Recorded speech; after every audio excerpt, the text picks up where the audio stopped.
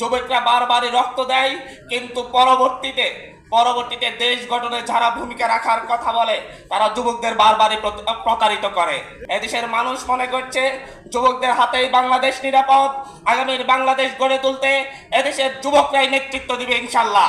যারা বলে বাচ্চাদের হাতে দেশ নিরাপদ নয়, আমরা বলি এই বাচ্চা ছেলেরাই কিন্তু আছে সামনে থেকে বুক পেতে দিয়ে গুলি খেয়ে মৃত্যু শহীদ হয়ে আপনাদের জন্য আজকে নিরাপদ বাংলাদেশ উপহার দিয়েছে।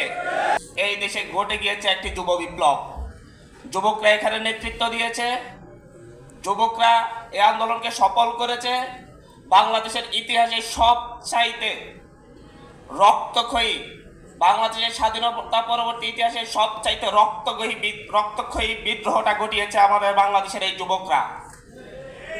ছাত্র, যুবক, শ্রমিক এবং জনতা সকলে এক কাতারে সে মিলিত হয়েছে। উদ্দেশ্য ছিল একটাই, এই দেশকে দিল্লির দাসত্ব থেকে মুক্ত করা।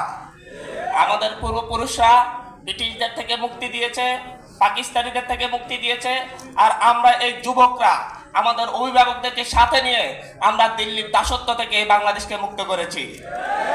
আমরা যতবারই ইতিহাসের দিকে তাকাই, যত ইতিহাসের বাঁক বদল ঘটেছে, ইতিহাসের প্রতিটি বাঁক বদলে নেতৃত্ব দিয়েছে যুবকরা।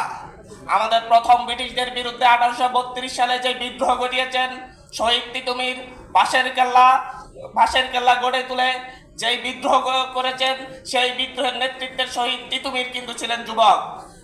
1857 সালের প্রথম সিপাহী বিদ্রোহ, প্রথম সশস্ত্র বিদ্রোহ, সেই বিদ্রোহের নেতৃত্ব যারা দিয়েছেন তারা প্রত্যেকেই ছিলেন যুবক।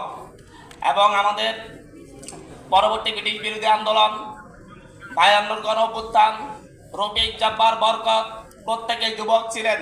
কিন্তু প্রতিবারই যতবারই ইতিহাসের বাঁক বদল ঘটিয়ে দিয়েছে এই যুবকরা, ততবারই যুবকদেরকে অবমূল্যায়ন করে নেতৃত্ব হাতে তুলে নিয়েছিল প্রবীণরা। আমরা এখানে প্রবীণ যুবকদের ভেদাভেদ সৃষ্টি করতে আসিনি। আমরা বলতে চাচ্ছি যুবকরা বারবারই রক্ত দেয়, কিন্তু পরবর্তীতে দেশ গঠনে যারা ভূমিকা রাখার কথা বলে তারা যুবকদের বারবারই প্রতারিত করে। কিন্তু 24-এর গণ অভ্যুত্থানে সেই আশ্বাস এই দেশের জনগণ আর গ্রহণ করেনি। তারা বলেছে এদেশের মানুষ মনে করছে যুবকদের হাতেই বাংলাদেশ নিরাপদ। আগামীর বাংলাদেশ গড়ে তুলতে এদেশের যুবকরাই নেতৃত্ব দিবে ইনশাল্লাহ। যারা আমাদেরকে বাচ্চা ছেলে মনে করে, যারা বলে বাচ্চাদের হাতে দেশ নিরাপদ নয়, আমরা বলি এই বাচ্চা ছেলেরাই কিন্তু আছে সামনে থেকে বুক পেতে দিয়ে গুলি খেয়ে মৃত্যু শহীদ হয়ে আপনাদের জন্য আজকে নিরাপদ বাংলাদেশ উপহার দিয়েছে। সুতরাং নবীন প্রবীণের সংমিশ্রণে যদি প্রবীণরা যদি নবীনদেরকে গ্রহণ করতে না পারে, তাহলে ইতিহাসের এই বাঁক বদলের মুহূর্তে বাংলাদেশকে এক ধরনের একটি প্রজন্মের সংঘাতের দিকে আপনারা ধাবিত করছেন বলে আমরা মনে করব।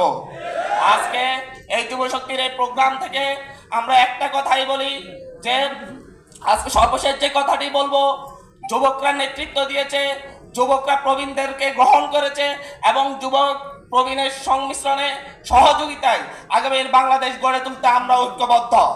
আমরা কোনো ভেদাভেদ চাই না।